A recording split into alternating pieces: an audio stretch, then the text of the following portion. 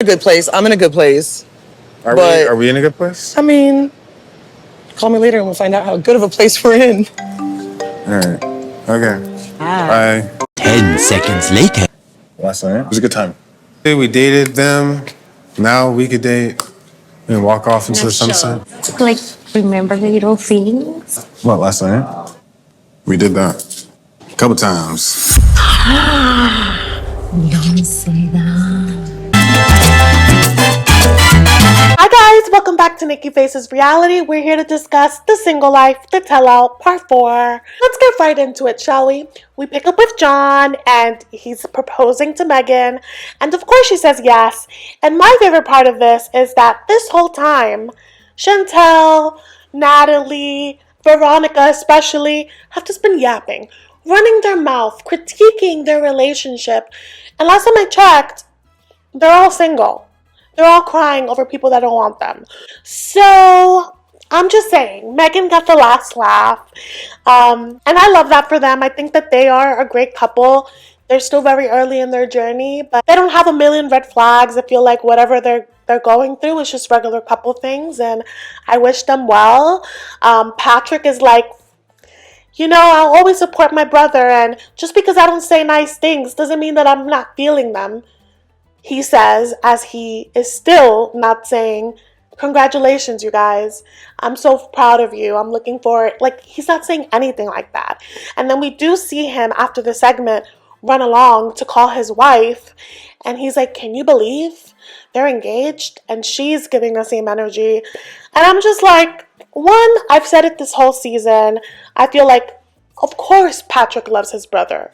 But I feel like John has played this particular part in his life, and he's having a hard time letting John evolve. And I think that this space between them is a good thing. I feel like John needs to really find himself, and he seems to be really settling well into this role.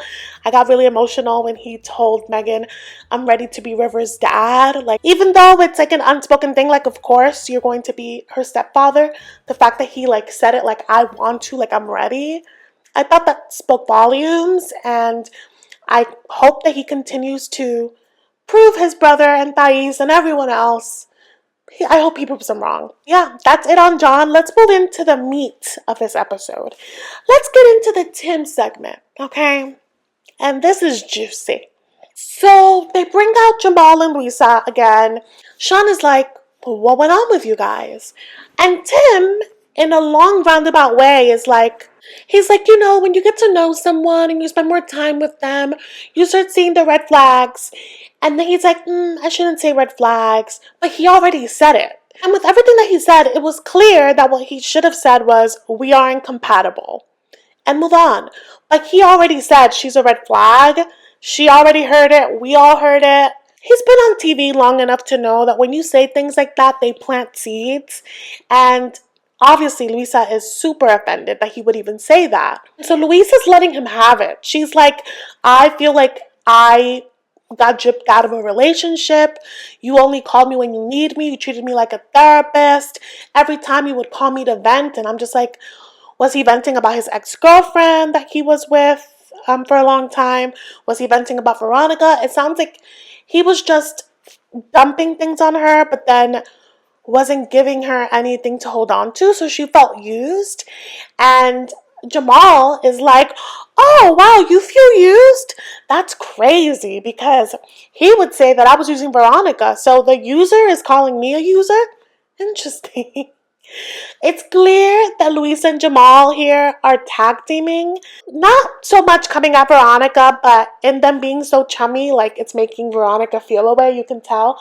But they're tag teaming to come at Tim. Of course, they play back the dates between Tim and Luisa, and they were so awkward. The secondhand embarrassment, seeing that over and seeing everyone else's reaction to it, they were just like, my guy, like, she's a beautiful girl. Like, what's going on? And so again, this isn't Tim's first rodeo, right? He's like, it's so interesting that everyone always fixates on the fact that I don't jump on these women. And everyone's like, well, yeah, what's going on with that? Because It would be one thing if it was one girl, but we have seen him have the same journey with a few women now. So it's like no one is asking him directly. So Luisa recounts the many excuses that Tim has given her to avoid hanging out with her. Like one time apparently he was at a concert venue across the street from her and he still wouldn't see her. So she's like, at this point, I'm gonna believe my friend's theories. I think that he's gay. And now this is a rumor that's probably as old as the 90 Day Fiance franchise. Everyone and their mother thinks that he's gay. I feel like people's sexuality shouldn't really be up for. I don't think that how he expresses his sexuality is any of our business. I personally do not think that he's gay. I think that he's asexual and that he pushes himself to date, and that's as far as it can go. I don't think that he really can connect physically. But another theory that was brought up that I was like, maybe that's it. I can't say that word. Testosterone. His T levels are low, and that he may need injections. That's what John had to do when he said that got him together. And so Veronica's like, you know what? That may be it, because you're always tired, low energy. You're not really, getting that attraction going. So you may need to go to the doctor. So I'm guessing everyone is staying at the same hotel because Sean is like, so I heard that you two hung out last night. You two being Jamal and Luisa. And they're being like, yeah, of course, we did. And like, that's all they said. Jamal was like, don't try to make it a thing. Like, we were hanging out with everyone else by the bar. But there's still like a little bit of flirting, like right in front of Veronica and Tim. They're trying to act like they're unbothered, but Veronica's face, because she doesn't like Luisa after Luisa turned on her. So it's tense, but Jamal was feeling himself when Luisa called him handsome. He was like, oh, you think I'm handsome? Then there's this moment that is super staged, which is that Veronica and Tim pull up to Jamal and Luisa backstage. And it's strange because then Luisa is like telling Tim the same thing. She's like, you don't appreciate me. You didn't deserve me. Like, I have nothing else to say to you. But as she's telling him off, Veronica is acting a little thirsty because she like steps away and goes to Jamal and is like giggling in the background. And I'm like, okay, that's weird. Like, okay, right? It looks like Jamal and Veronica are going to walk off. But then all of a sudden they're talking and she's giving him the F me eyes. If you know, you know. She's giving him that sultry look. She has her hand on his chest. It's like locked in. And I'm like, I'm sorry. Have some self-respect. This boy man dropped you, stopped texting you, so you broke up with him because you had no choice, and now you're like toying with the idea of like hooking up with him. Like, I'm not saying we don't hook up with our exes. We've all been there, but to have it on camera, have some dignity. Like, don't have that recorded. It's crazy, the body language. And that they're holding hands at one point. And he's like, so we're good? Like, are we good? And she goes, well, we'll see how good we are tonight. Veronica wants him.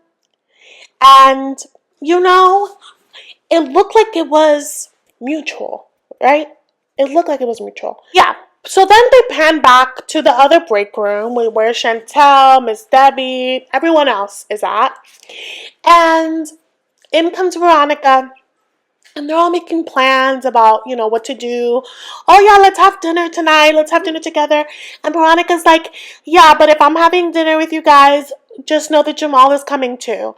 And everyone is obviously confused because what do you mean the man that dropped you and didn't text you and told you that he wasn't going to come see you? What do you mean he's coming to dinner? And she's like, I know, I'm being bad. It's probably not a good idea. You guys, if I'm acting like that at 40, please give me a good talking to. And so then when Veronica walks off to the bathroom, Chantel's like, you guys don't say anything. Don't say that I told you. But I saw Luisa and Jamal being a little cozy outside of the restaurant. It might have been nothing, but I don't know. I think something's going on. Boom cat. To whoever edited this, they pan to Jamal and Luisa, and they're like walking, walking, walking, and all of a sudden they disappear into Jamal's dressing room. But you can hear Jamal say that they hooked up a few times, okay, and that he had a good time. He enjoyed himself. And Luisa's like, oh my God, I don't remember so much. Oh my God. And like, they were chummy. It sounded like they were kissing. And it looked like Veronica could hear from the wings because she was like standing, and I was like, that's why I was like, girl, exes will embarrass you. You being on camera, being like, when he's chummy with a girl that looks like Luisa, first of all, the pain that I would feel in that situation, but bigger than the pain is the embarrassment. Because my ego could not handle that. On television? So yeah, Jamal said it with his chest that they hooked up a few times and that he's looking to do it a few more times. And that he doesn't feel bad about doing it because it's their time. They already dealt with Veronica and Tim and their mess. Now it's about them. I cannot wait till next week to see if Veronica finds out, or I hope that they address it in social media, because this is messy. I don't think Tim is going to care outwardly. If anything, I feel like he's going to use this as ammunition against Jamal.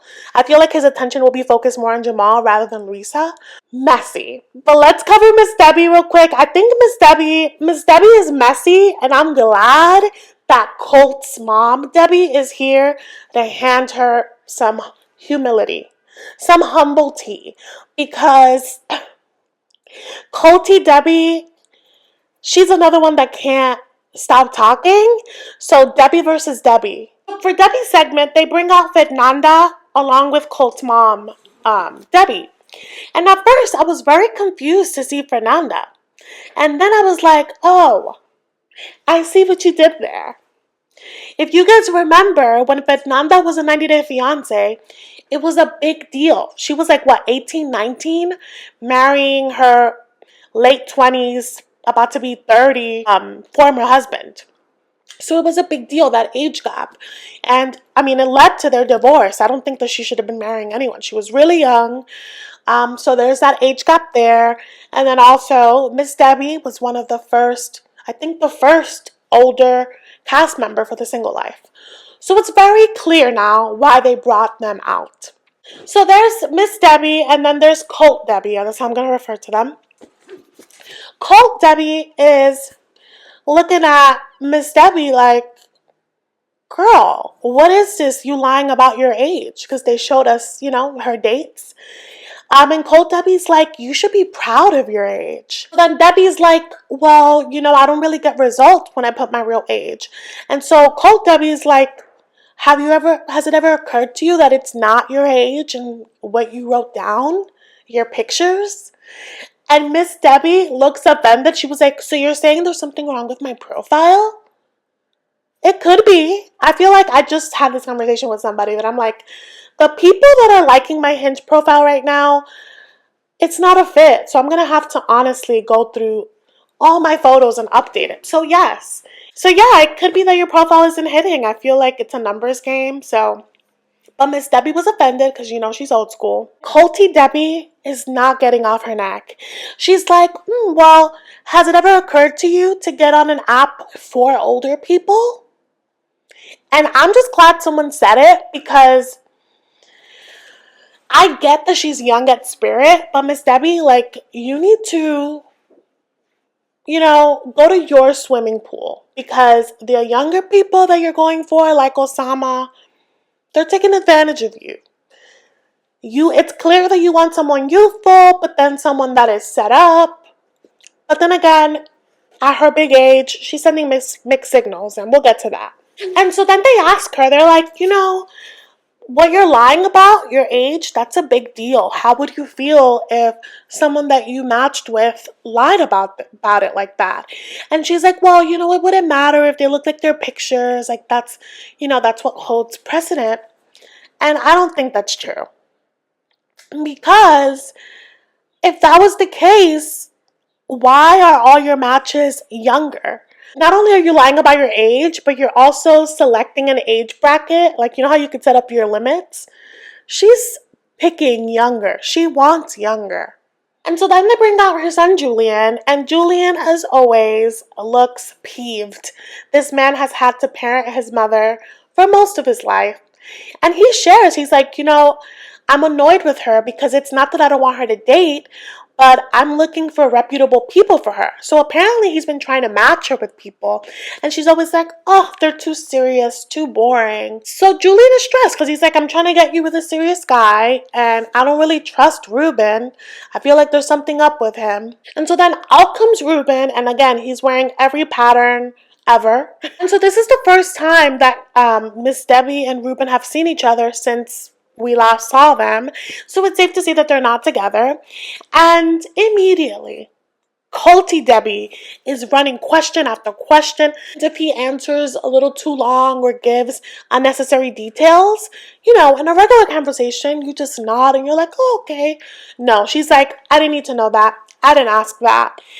And at one point, Debbie's like, who's the cop here? Because the way culty Debbie's going, she was, I would expect this from her because she's kind of militant, and with her son, with his girlfriends, wives, she doesn't mess around. So yeah, she got to the bottom of some certain things. Ruben looked so nervous. I felt so bad for him. Miss Debbie looked really annoyed. I think that she felt a way about culty Debbie kind of taking over the segment. I mean, because if you look back to it, it was mostly her asking questions. Sean barely got a word in. But I love that Ruben was like, I'm not some third world guy. Like, I'm good. I have myself covered money-wise, house-wise. Like, I don't need anything from her. And then Miss Debbie is like, I like Ruben, but I feel like his appearance, it's just too much for me. I like something a little subdued.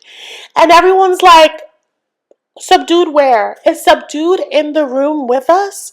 Because you're wearing sequins and feathers and nothing about you screams subdued. Appearance-wise, you are as loud as Ruben. And I'm glad they called her out because I didn't like the shade that she was throwing at him. Like, check yourself. But then her mood was changed when he was like, you don't like my outfit? And then he shows her the socks, and it's her face on his socks. But then he pulls down his pants, and he has like briefs with her face all over it. And then she was like, okay, that gets you points. She seemed very smitten by his actions. I would be freaking out if someone that I've only went on like 2-3 dates had my face all over them. But that's just me. So then they get to asking Julian if he ever looked into Ruben's background. And he was like, no, I never did that. And Miss Debbie was like, well, I did notice one thing. I got back into the app where she met him, and apparently Ruben has been active on it. And she felt away because not only has he been active, but he's been looking for younger girls. And Ruben is like, I haven't changed it since we met. So I thought that was funny because I'm like, okay, if his age bracket that he's looking for is younger girls, Miss Debbie, how are you there? What are you doing here? Why did you place yourself in that bracket? You see? Clownery. Also, they are not exclusive in any way. So, I don't think that he should close out his options. But he says that she is the only person that he's actively speaking to. And in some way, I feel like everyone is kind of adding pressure. I do think that he likes her, but I think with the added pressure, they end up coming out of this tell-all part 4 as an exclusive couple. So I don't know if that's gonna last. I feel like she kind of does not like him as much as he likes her. But then again, who knows? Yeah, they're exclusive now. And that was the end of the tell-all part 4. We are getting a part 5, and that's the one that I am ready for, okay? So they're going to bring out Michael. They're going to have Josh. It's going to be a whole moment. And I think we're going to see it on the tell-all that Mike is going to serve her with the divorce papers. I had no idea that that was going to be televised. Because when this season launched, that same day, it was announced that he had filed. Yes, it's going to be entertaining, but it also, if I were Natalie, I would be embarrassed. I would be mortified, hurt. The little sneak peek that they showed us of her weeping, I don't even like her, and I felt really bad for her. But yeah, it looks like part 5 is going to be the messiest of them all. They're really going to end this with a bang. I would love to know what you guys think. Let me know what you think about the Luisa and Jamal thing. Do you think that it's real? Do you think it's planned by the producers? Did you guys like Colty Debbie being so loud and prominent in this part? What do you guys think about Ruben and Debbie? All that good stuff. Let me know what you think in the comments. Make sure to like, share, subscribe, all that good stuff. And I will see you in the next one.